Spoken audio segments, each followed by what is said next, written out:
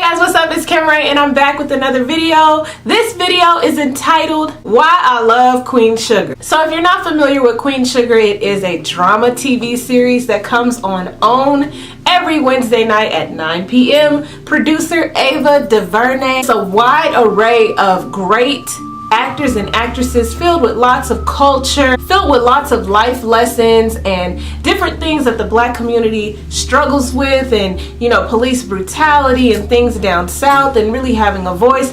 So I love Queen Sugar. If you're not into it, you got to get into it. I know we're halfway through the season now, so we're gonna be wrapping up pretty soon, but you can definitely get into those episodes, those past seasons. I think they're on OWN on the app, and just check them out and really get into this show, because if not for nothing, it really offers some great life lessons, makes you think about a lot of things. You see yourself in a lot of these characters, and that's why I enjoy the show. So I wanted to do something like not a review, but just basically like a promotional video to get you guys to watch the show. Just give you a quick synopsis about the show, a character analysis, and just basically sell it to you. The show takes place in New Orleans, Louisiana. It centers around this farm, and then the family also builds their own sugar mill.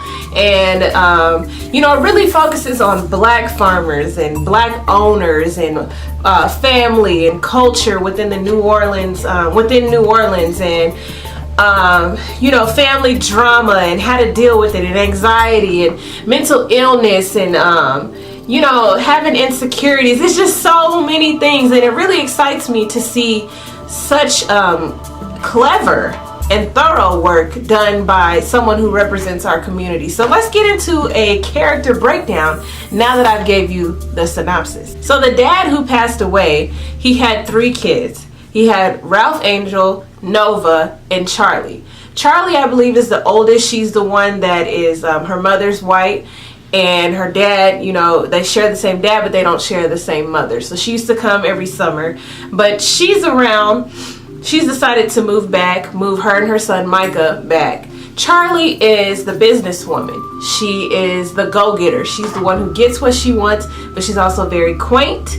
She's also very precise, has lots of great style, kind of prim and proper, not the one to get down and dirty about things. So she's having to learn more about family-oriented things, more about culture, more about having someone's back because they're family to you, or because of the neighbor feeling, and not just manipulating people as chess pieces always in life.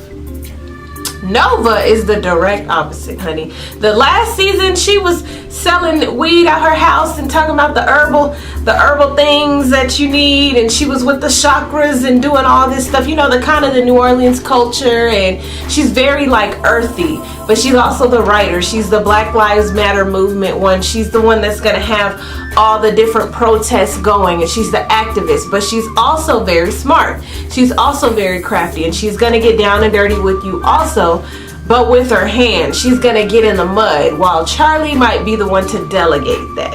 All right, Ralph Angel is the son with the record, kind of soft-spoken, very, very sensitive, emotional. So you see all these things happen to him. He was a single dad because his the baby mama was got strung out, and she was doing prostitution and stuff. So it was just him and his son. So he would steal to provide for him, and he went to jail. But he's just such an emotionally strong person, but at the same time it kind of makes him weak because he falls handicapped to those emotions a lot of times. And we see this a lot with men, where they're dealing with things and they don't really know how to tap into it because they see it as a weakness to go and get it dealt with, to talk to someone about it. So Ralph Angel is a very important character for me because I really believe in mental health. I really believe in getting whatever it is in here or around here that's messed up, or that it's not clicking right, getting it together, because you owe it to yourself. You got Aunt Vi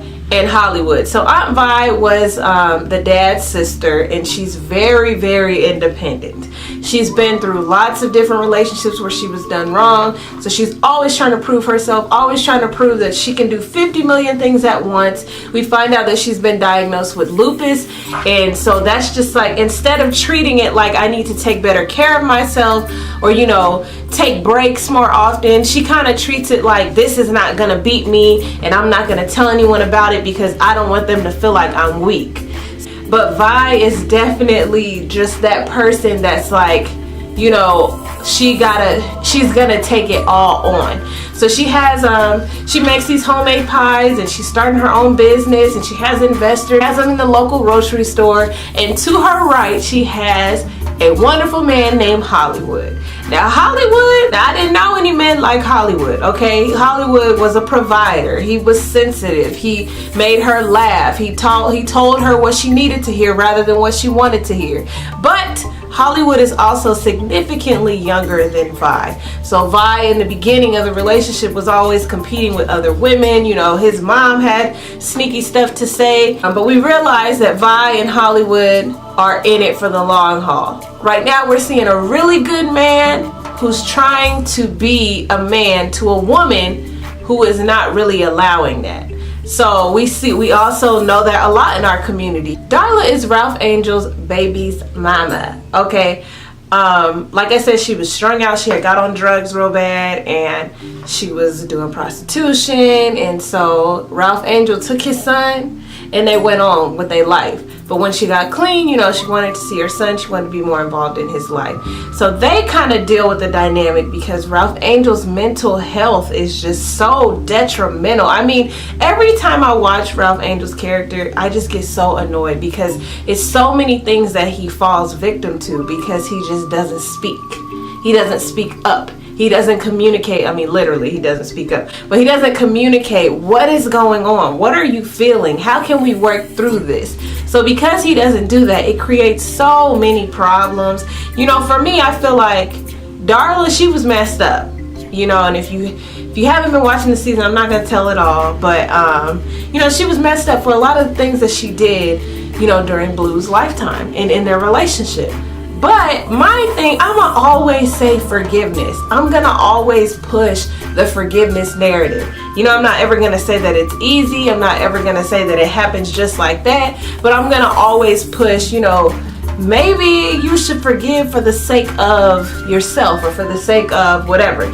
So watching Ralph Angel and Darla have this constant tussle where Darla can come in and ask about taking Blue. What did she do in this last episode? She was asking to keep Blue for the weekend or something. And Ralph Angel just brought up, or she was asking for more time with Blue, you know, 50-50. And Ralph Angel just brought up this whole old argument of her inconsistency and how she's never around. And you know, you could tell because they never dealt with that initially when it happened and just fought it out. Well, not fought it out, but argued it out and sifted it out. Then it will resurface in every single conversation. And that's why I be watching this show and I be like, this is good. This is so good. This is the same thing that I tell those around me. You know, you cannot deal with an issue or have an issue with someone and then just blow it off, because it's gonna manifest in every small altercation that you have with them from so forth. Darla and Ralph Angel's dynamic is very important and definitely what we need to see right now, because it's around us. It's couples that haven't figured themselves out first, you know, they need to learn how to be with someone while still learning themselves. And so just to watch this, you kind of see some of the same things you do, some of the mistakes they're making, some of the good things. So I'm gonna keep going. Prosper. So Prosper is the older man that is kind of like a neighbor, close family friends. They've kind of taken him in, and he was real close with their dad, but you know, he's kind of older, can't really pay the bills, can't really work too much anymore. And just listening to Prosper talk about his wife and, you know, how much love he had for her, and, you know, that she's passed on, and, you know, you can tell that he's lonely, and, you know, it's a special place in my heart for our elders, because, you know, they just have so much wisdom and they've seen so many things in life, and, you know, you just want to sit under them like a willow tree and just soak it all in and just listen to them, you know, watch them smile and watch them reminisce on different things that they did when they were growing up, and just listen to them talk. And that's what I get with Prosper. You know, he doesn't say a whole lot, but when he talks, it's very profound, and, you know, he reflects a lot. And just like he was telling Charlie, you know, that was his second wife that he was so deep in love with, and, you know, that everything lasted with. So, you know, don't get discouraged. You know, he's trying to encourage her that even though you're going through this divorce and you're finding out all these terrible things, I'm gonna get to him in a minute, but you know, to encourage her to stay the course, you know, and keep going, and you'll find someone out there. So I really like Prosper. You know, they kind of been scaring me in these episodes. I'm like, don't y'all kill Prosper off. When I was watching last night, when Charlie came downstairs to wake him up in the chair, I was like, please don't let him be gone. Micah. I believe Micah is one of our last main characters. So Micah is Charlie, and I can't think of the ex-husband's name right now, but they have a son together. Now Micah is interesting because he grew up in this, like, went to the Ivy League school. He hung with the upper class and he had the high-end clothes. But when he moves to New Orleans, or when he moves down in that area of Louisiana, he starts to realize that life isn't really about the price tags and about all these material things. He starts to get a bit of culture, and he really takes a liking to Nova, and he takes a liking to, you know, the Black Lives Matter movement. He gets caught up with this group of friends that really hate to see the history tarnished. But, you know, the group of friends, I'm not gonna say they're the best for him, because, you know, they're in this next episode, they're talking about they're going to go do some vandalism for the cause. And, you know, I'm not gonna say never. What is that old saying, the ends justify the means? I can't remember, but it's basically saying if you're hungry, then you go steal food. So that makes stealing the food okay because you're hungry. Now, I don't know how much I agree with that, but that's what I feel about Micah's group of friends. They need a little guidance. They have the right words, you know, they have the right passion, but they got the wrong delivery and the wrong actions. And, you know, we already saw Micah get pulled over with that cop, and the cop put the gun in his mouth, and he had that traumatic experience. So Micah is a complicated individual. You know, he's trying to figure out who he wants to be instead of who he's been made to be. And, you know, he's also not trying to condemn his mother for wanting him in the best schools and wanting him to have the best takes on life, because he is a black man. He is a black young man in America. So we also get to see that, because a lot of times kids who grow up, you know, with privilege feel like they're missing something. They feel like they're missing something by not being on the streets or not knowing the real grind or the real hustle, when really it is a balance. You do want to have some street smarts. You do want to get out there and be able to be independent and formulate things on your own, but don't ever knock having, you know, those extra steps ahead in life that a lot of people aren't afforded. So I pray for Micah. I know it's just a show, y'all, but I pray for Micah because it looks like he about to get caught up with his friends, and I'm looking for Kiki like, girl, get your man. Micah's dad, I cannot remember his name, but Micah's dad's a famous basketball player. Him and Charlie end up splitting because this is videos that leak of all these side chicks that he had. We find out that he has a 13-year-old child. So, you know, it's just thing after thing between the sugar mill that she's created, the black farmers, the Boudreaux who are trying to take over and completely, you know, just flush all the black owners out. You know, they're dealing with that. They're dealing with racism. They're dealing with, you know, Nova's dealing with her insecurities. It's almost like daddy issues, but her daddy raised her, so I don't get it. Nova always wants a married man. You know, we saw her have a good man, a good single man last season, but she didn't really want that. I felt like he was asking her to live out her true potential, and he was challenging her.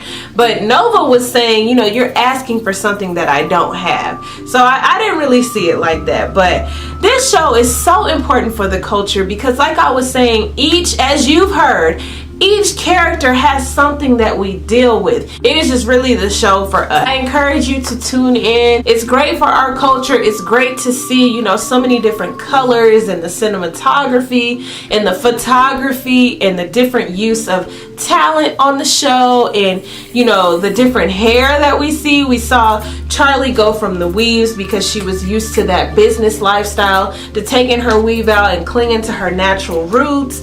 And we get to see Nova with the dreads and Aunt Vi with a different wig collection. We get to see positive black males like Hollywood, you know, who is working on the oil rig. We get to see him treat Vi how we all long to be treated. We see Darla and Ralph Angel, a very young couple, just trying to figure it out, but still having lots of issues. We see being a business owner and all those issues that we deal with, and you know, police brutality, and you know, going to high school and what that's like, and even teenage relationships. We see Micah ignoring Kiki's phone call. I wasn't appreciative of that, but it's just so many different things, and I watch every week like clinging to the end of the couch like, Ava, what are you doing? So if you're not into Queen Sugar, I hope I've sold the show to you. You've got to get into it. Like I said, it comes on Wednesday nights at 9. The season's almost over, so you might want to go ahead and get into it.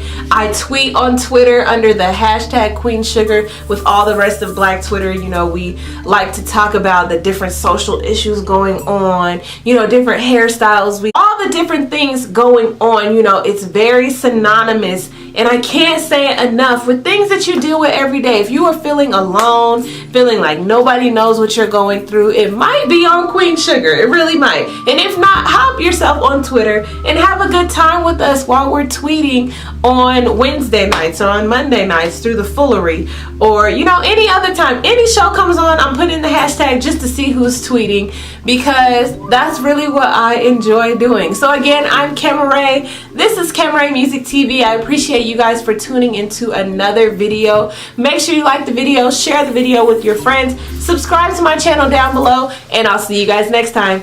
Bye!